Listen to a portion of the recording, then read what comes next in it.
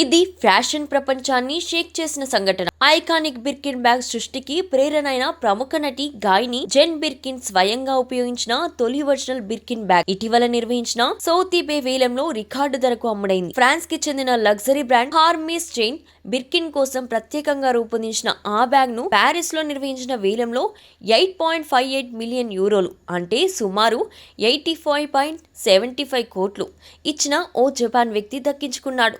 అయితే కొన్ని గోప్యతా కారణాల వల్ల ఆయన వివరాలను సౌతీపే అధికారికంగా ప్రకటించలేదు.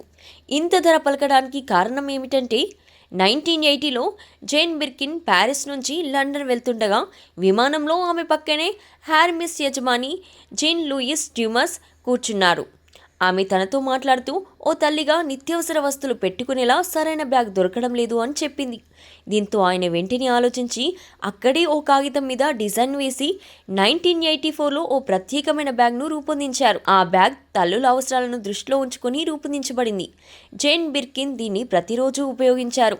ఆమె ప్రత్యేకతను అందులో నిలుపుతూ స్టిక్కర్లు అతికించడం, జేబీ అనే అక్షరాలను చెక్కించడం, లోపల రింగులు, షార్ప్ నెయిల్ క్లిప్పర్లు వంటి అంశాలతో ఇది మరింత ప్రత్యేకమైంది. 1994లో జేన్ బిర్కిన్ ఆ బ్యాగ్ను హార్మిస్కు ఇచ్చేశారు.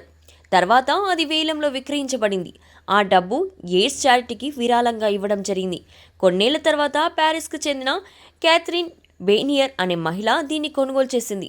ఇప్పుడు 25 ఏళ్ల తర్వాత మళ్ళీ సౌతీపే సంస్థ ఆ బ్యాగును వేలం వేసింది.